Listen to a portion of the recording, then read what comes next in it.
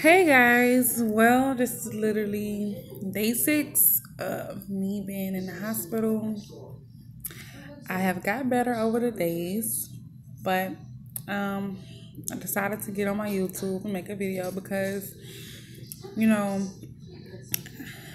while I've been in here, I don't have nothing literally to do but watch TV and scroll down my news feed, get on Snapchat, get on Instagram, Facebook, and I've been reading a lot of people's stories. Um, and I was talking to a young lady, a girl that I'm real close to that I'm cool with. She was in an abusive relationship and she got out of the relationship. But the end result of this relationship, she was hurt and she wound up being pregnant. And I was talking to her. She was like, she's getting a little anxious, and and she just realized she's gonna be by herself. It's gonna be her and the kids. She has one little boy. It's gonna be her and her little girl, and her little boy, and they're gonna be by themselves. And the dude that she has the baby with, go to court Tuesday. And the reason why I'm on this right now is because, I had to tell her, count your blessings, because in every in every lesson is a blessing. And out of this lesson, even though you didn't deserve what happened, but you got a blessing out of that, which is your little girl. And sometimes it's okay to be by yourself. And sometimes it's okay to be just you and your kids, because you never know what God has planned for your life. Like, if you would have stayed in that abusive relationship, if you would have never called the police, if you never, would have ran away, you don't know what could have happened. Every day we see people on news or on Facebook that's getting killed by their spouses, even women, men, every day. And so tomorrow is not never promised. Like, and being in an abusive relationship, no matter if it's verbally or physically, is not good, because it always streams from one to the other. And I have to tell you, it's okay to be down and it's okay to get sad. It's okay to be anxious, but don't stay there. You know, by me having 3 kids and I deal with my kids by myself, sometimes I get down. Sometimes it get hard. Sometimes I get stressed out. But I mean, that's life. That's part of being a parent. When you're a full-time parent and a real parent, you have those days. You don't have breaks. You don't have vacations. You don't have, especially if you're one of them parents like me. Like, I don't like to leave my kids with anybody. That's just not me. Like, I need to know my kids are safe, because I don't care who you are. Anybody can hurt your kids. You don't know what nobody's intentions are. And I had to tell her, baby girl, count your blessings, because you could have been hurt. That baby could have been hurt. Like, you never know what the outcome would be of that if you would have never got out of that situation. And I know it's hard raising kids by yourself. It's not easy. It takes a village to raise kids. Believe me, I know. But at the same time, I would rather you raise that little girl by yourself than for that little girl to grow up to see you getting abused, and for her to think that's okay, or for your son to think this is okay when it's not. Like, nobody deserves to get hurt. Nobody deserves to get abused or get somebody putting their hands on them. And I'm speaking for experience. I've been through an abusive relationship twice, and it's not nothing. It's nothing okay with that. It's nothing good. It's nothing normal. It's nothing about that situation. Like, when I was in an abusive relationship, I was 18 years old, 19 years old. I didn't know any better. I just thought, he loved me. He just being, I thought being jealous and territorial was normal. And it's not. And until I almost literally lost my life, for me to get out of a situation that I should have been out of, like, that's what made me realize, like, bro, I can't do nothing like that. Like, being in an abusive relationship, it hurts you mentally. The physical bruises go away, but mentally wise, it scars you for a long time. And Yes, I'm one of them girls that want to get married. I want to have a family. Like I ask God every day, like, bro, when I'm gonna start dating the right dude? Like, when is the dude gonna come along? You know, like I want companionship. I want company. I want a husband. I want a boyfriend. Like I want these things. I want. I want to build a life. I want to build something with somebody, but I don't want to settle. And I feel like I shouldn't have to. And I know through all these years and through all these relationships I've been in, I've always been a damaged person. So I think now God is letting me heal, like He's healing me day at a, time. Every day is a healing process for me because I feel like I've always got the messed up end of the stick. Like I've always been done wrong when I've always been the good person. And I feel like hurt people hurt people. So I feel like my last relationship hurt me, but it didn't break me. See, that's the difference. It hurt me and it took me back to a place where I don't want to go, never in life. But it also taught me a lesson. But it also made me realize that when you're too good for a person and you lower your standards for something, then this is what happens. You know, my expectations was too high. And I expected him to meet it when it was signs, red flags at the beginning that he couldn't. I should have went with the red flags. And I did for a long time, but he was so consistent that he kind of weighed me down. And then it kind of went from there. But now that's a learning lesson for me. Like I don't care how consistent the dude is. If the feeling ain't right for me, then just no, automatically. Now I don't care. You might be a good person, but you might not be a good person for me. You know, and I had to learn that because I always wanted to. By me being one of those girls that really never had her daddy, I always wanted somebody. I always want to be loved, like cherished, and you know, like I always wanted that type of love and bond with somebody because I never had it besides with my mom.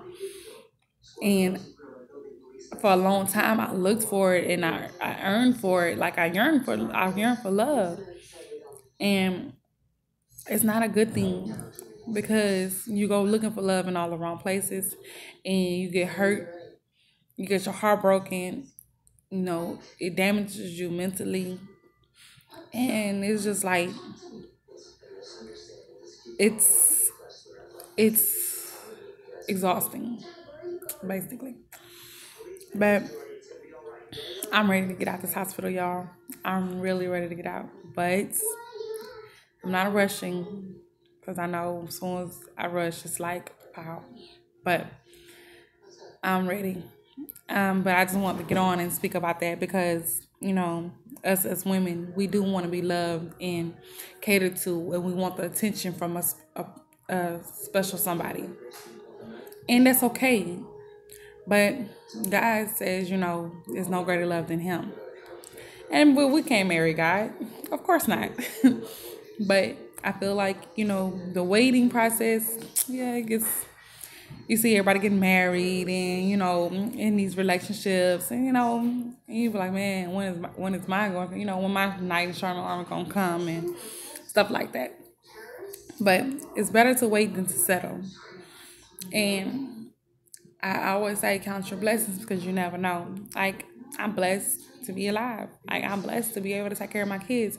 A nurse told me today I was a strong woman. She didn't know I had 3 kids, and she didn't know I was 27 years old. She said, oh, I thought you was 18. I thought you was a baby. No, I'm not. I wish I was 18. I wish I was a baby, but I'm not. She was like, oh, man, you're a strong woman, and I was like, yeah, I hear it all the time, but sometimes I don't see it. So it's nice to hear that, man, you're a strong woman. Not a black woman, but you're a strong woman. It's nice to hear that sometimes because sometimes you feel weak and down about yourself and you feel like you're not good enough, feel like you're not doing a good job, or you feel like you're in this hole, you're stuck in this place. So sometimes a compliment from a stranger helps build you back up and make you realize like you being too hard on yourself. And I feel like sometimes I do be too hard on myself. Sometimes, some things I can't control. And others I can control. I feel like it's not my end, that's not the end of the world for me. Like, I have greater things for me that's in my life. And I'm going to accomplish them. I might not accomplish them when everybody else accomplishes them, but I'm going to get there. Like, it may take me time, it may take me a little longer, but I'm going to get it done. Like, I don't give up. I'm not a sore loser. Like, I'm a fighter. Like, I'm going to fight to get where I want to go, because I know in life I want my kids to succeed. I want them to see that their mother did it. No matter what obstacles and everything I run into, I want them to see that, my mama fought. My mama, she got there. Even though it took her a while, she did it. Like, she didn't give up. Like, I want them to be proud of me. Like, I have a baby girl that looks after me. Like, she looks up to me. This is my world. She does everything I do. And I don't never want her in life to experience some of the things I experienced. And some things you experience is because you've been hard-headed. God gives you all the signs, the red flags that you need, and you just go against it. And that was some of the cases in my life. So I learned from that. But I sit here and speak and tell my testimony, because I know, like, 27 years old, bro, I didn't went through a hard life. I didn't went through a life of things that people would never imagine. And being where I am now, from back then how I was, I've came a long way. And I'm proud of myself for where I came, because back then I was lost. Like, I just was, out there. I was me. I was just carefree. I didn't care about nothing. I didn't care about nobody. I just cared about myself, because I felt like nobody's going to care about you like you care about you. I was out here doing things that you was not supposed to do as a young lady, but I felt like I needed to survive. But now that I've been stuck here and I haven't been to work in a week or two, and sometimes I only work 2 days out the week, but I've noticed that God has still kept me. My rent is paid, my car note is paid, my insurance paid, my phone bill is paid.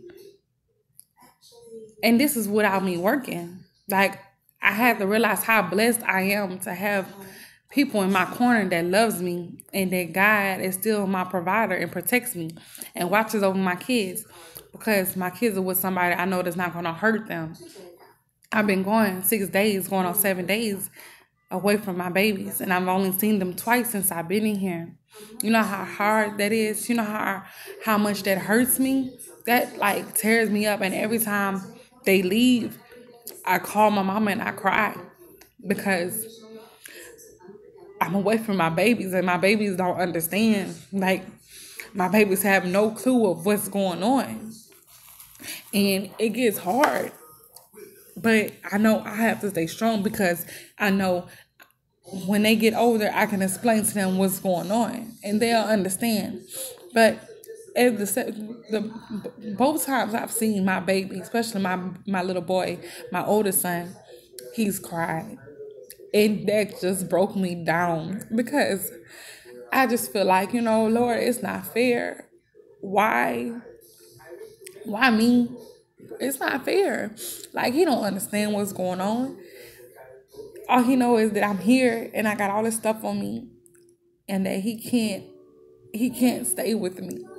Last night my baby begged me. He said, "Mama, please, can I stay with you, please?" And I had to tell him, "No, baby, because Mama can't take care of you in here." And that brought me down. Like, I slept all day yesterday, because it hurted my heart for me to tell my baby that. And for him not to understand that Mama is going through something that I can't control at home right now. Or from him to see that Mama's in this place and he got to come visit me, but he can't stay with me. It hurted me. Like, it broke my heart. But I had to get myself together and be like, "Brittany, it's almost over. It's almost over." Even though sometimes it feel like it's not almost over, but it's almost over. And my little girl, she's a little more mature for her age, so she understands more, which I'm happy about, because she don't cry. She say, "Bye, mommy, I love you," and it just light up my life, because I know that's me. That's my mini-me. Like, she's very independent. But it hurts me. My other little boy, he was with his daddy. He asked me, "Mama, you coming to get me?" I told him, "Soon, baby." Like, I love my kids. My kids are my world, and sometimes I just don't understand why do I have to go through this. But I'd rather me go through this than them to ever go through this. And sometimes I just don't understand why me. Like, is this a punishment? Like, did I do something? Do I deserve this? But it's just part of life. And sometimes, life has its hurdles and life has its obstacles, and this is one that I have to deal with, that I have been dealing with for my whole life. It just hits harder now that I'm older and I have kids, because I miss out on a lot. And I experience a lot, you know. But anyways, I just had to get on and just tell a little story. Sorry that I cry every time I get on her. Y'all don't know how emotional I get, especially when it's come about talking about my babies. Like, I love them. Them in my world. I want to thank my sister and my mama and my daddy, y'all, for helping me and being here for me while I'm going through this right now. I don't know how much it means to me that to know my babies is okay and to know that everything is taken care of. Because it gets hard for me not to stress while I'm in this place and I can't do nothing. But I want to thank you, and I want to thank God for always keeping me and my kids and protecting us. So if you can, go subscribe to my YouTube so you can get alerts when I make a new video. Go like, comment if you want me to talk about something, bring up a subject. Let me know. I'll do that. Thank you.